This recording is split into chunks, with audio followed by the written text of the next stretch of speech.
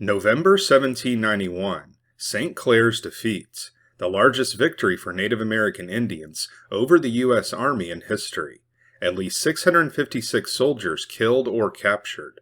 Modern so-called historians and Wikipedia claim that only 21 Indians were killed in this battle. But what if they were wrong, and another much older source reports 10 times this many Indians killed? In this episode, we will hear about some vengeance that the U.S. Army took on the Indians as they celebrated their victory in a drunken revelry as they were plundering the Army's former camp.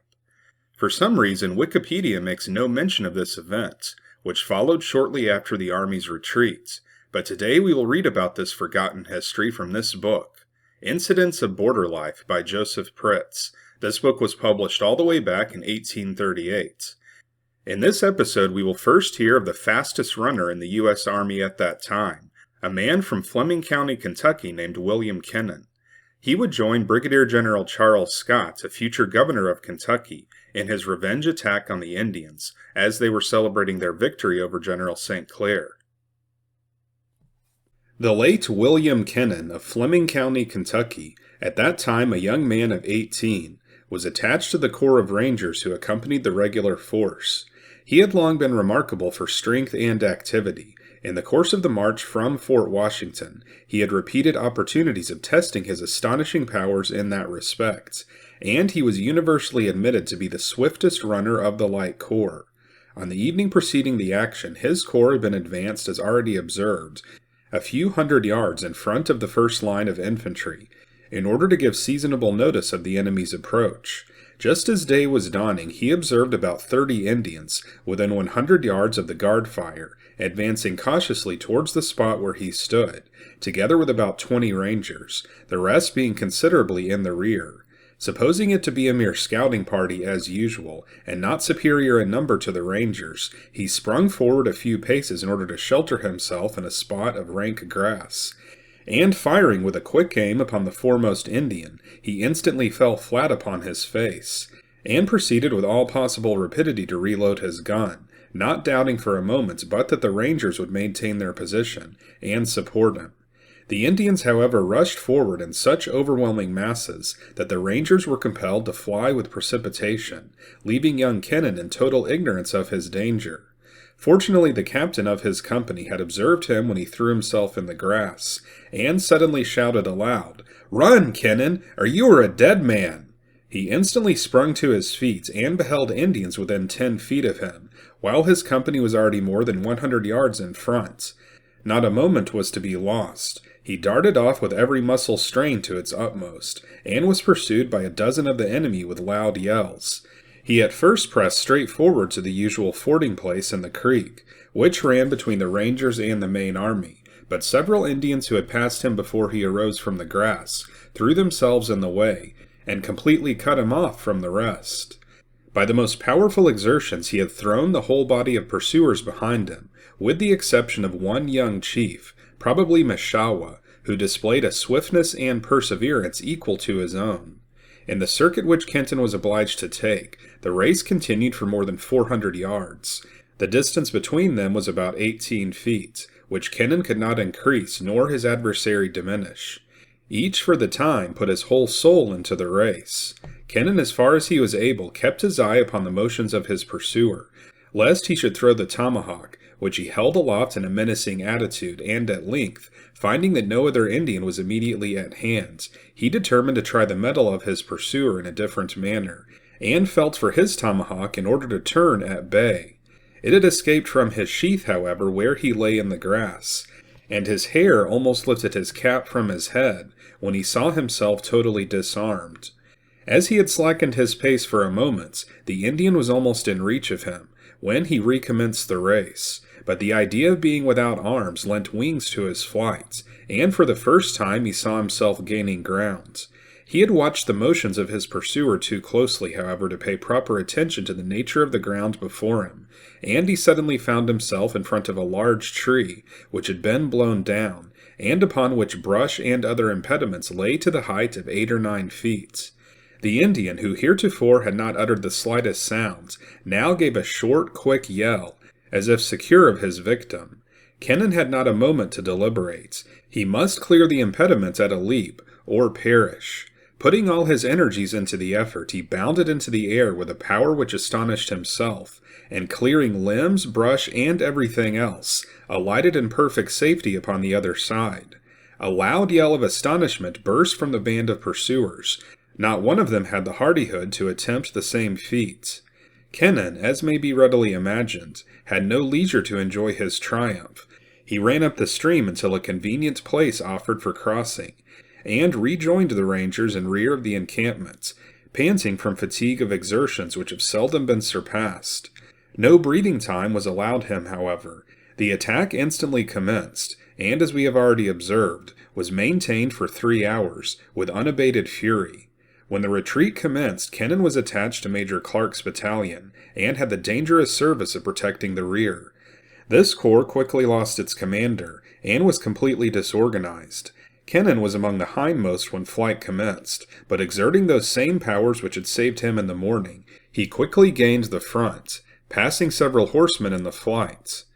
Here he beheld a private in his own company, an intimate acquaintance, lying upon the ground, with his thigh broken, and in tones of the most piercing distress, imploring each horseman who hurried by to take him up behind him. As soon as he beheld Kennan coming up on foot, he stretched out his arms, and called aloud upon him to save him. Notwithstanding the imminent peril of the moment, his friend could not reject so passionate an appeal, but seizing him in his arms, he placed him upon his back, and ran in that manner for several hundred yards. Horseman after horseman passed them, all of whom refused to relieve him of his burden. At length the enemy was gaining upon him so fast that Kennan saw their death certain unless he relinquished his burden. He accordingly told his friend that he had used every possible exertion to save his life, but in vain, that he must relax his hold around his neck, or they would both perish. The unhappy wretch, heedless of every remonstrance, still clung convulsively to his back, and impeded his exertions until the foremost of the enemy, armed with tomahawks alone, were within 20 yards of them. Kennan then drew his knife from its sheath, and cut the fingers of his companion, thus compelling him to relinquish his hold. The unhappy man rolled upon the ground in perfect helplessness, and Kennan beheld him tomahawked before he had gone 30 yards. Relieved of the burden, he darted forward, with an activity which once more brought him to the van. Here again he was compelled to neglect his own safety in order to attend to that of others. The late Governor Madison of Kentucky, who afterwards commanded the corps which defended themselves so honorably at Raisin, a man who united the most amiable temper to the most unconquerable courage, was at that time a subaltern in St. Clair's army, and being a man of infirm constitution, was totally exhausted by the exertions of the morning, and was now sitting down calmly upon a log, awaiting the approach of his enemies. Madison, pointing to a wound which had bled profusely, replied that he was unable to walk further and had no horse. Kennan instantly ran back to a spot where he had seen an exhausted horse grazing, caught him without difficulty, and having assisted Madison to mount, walked by his side until they were out of danger. Fortunately, the pursuit soon ceased, as the plunder of the camp presented irresistible attractions to the enemy.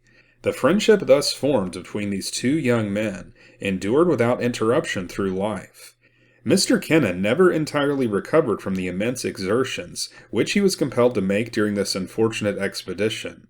He settled in Fleming County, and continued for many years as a leading member of the Baptist Church. He died in 1827. Lieutenant Colonel Darke's escape was almost miraculous. Possessed of a tall, striking figure in full uniform, and superbly mounted, he headed 3 desperate charges against the enemy, in each of which he was a conspicuous mark. His clothes were well cut in many places, but he escaped with only a slight flesh wound. In the last charge, Ensign Wilson, a youth of 17, was shot through the heart, and fell a few paces in the rear of the regiment, which was then rather rapidly returning to their position. An Indian, attracted by his rich uniform, sprung up from the grass, and rushed forward to scalp him. Darke, who was at that time in the rear of his regiment, suddenly faced about, dashed at the Indian on horseback, and cleft his skull with his broadsword. drawing upon himself by the act a rapid discharge of more than a dozen rifles. He rejoined his regiment, however, in safety, being compelled to leave the body of young Wilson to the enemy. A few days after St. Clair's defeat, General Scott, immediately upon receiving intelligence of that disaster, had raised a corps of mounted volunteers, with orders to reconnoiter and report the condition of the enemy. They accordingly approached the battleground with all possible secrecy, and beheld it occupied by several hundred of the enemy, in all the triumph of success. Many of them were drunk, and incapable of either flight or resistance. Others were riding the bullocks with their faces turned to the tail, and all were in high glee. Hastily returning, they informed Scott of the condition of the enemy, who lost no time in availing himself of the opportunity. By a rapid forced march, he brought a considerable body of mounted men within reach of their camp, and hastily divided them into 3 bodies. He fell suddenly upon the enemy, who were totally unprepared, and routed them with great slaughter. More than 200 of the enemy were left dead on the field, and many of the fugitives were wounded.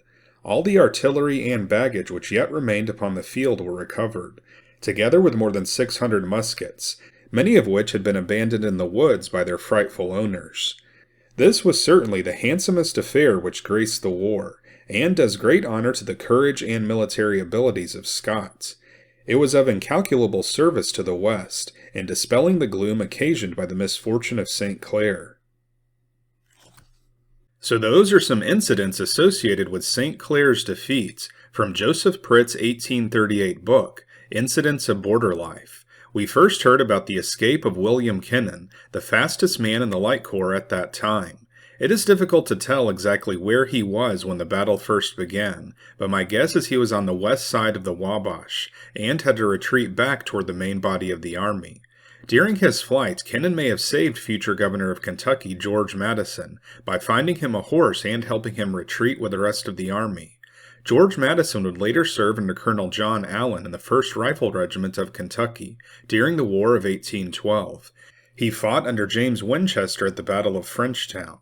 Winchester was captured early in the battle, but Madison and his men were able to repel several charges made by the British. However, Winchester, as prisoner, ordered him to surrender to the British. After Madison surrendered, he was held in a prison in Quebec for over a year.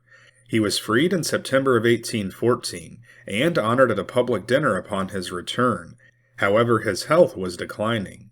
Despite the poor health, he ran for governor by popular demand, and was elected unopposed in 1816. He took his oath of office near Blue Lick Springs on September 5th of that year, because he was too weak to travel back to Frankfort for the inauguration, and he died a little over a month later on October 14th, his only official act as governor being the appointment of Colonel Charles S. Todd as Secretary of State. We also heard about General Scott's revenge on the Indians a few days after St. Clair's defeat, where about 200 Indians, who were celebrating their victory with liquor captured from the camp, were killed. Not only is this event not mentioned in the Wikipedia page on this battle, but Wikipedia also gives completely contrary information to that given in Jospeh Pritts' 1838 book. It says, Charles Scott put together a force of fresh militiamen to avenge St. Clair's defeat, but bureaucratic hurdles resulted in the force lingering at Fort Washington without orders until it was finally disbanded in late November. No citation is provided for this statement. So which is correct? A book published in 1838, written less than 50 years after the event, or Wikipedia? We will let you decide.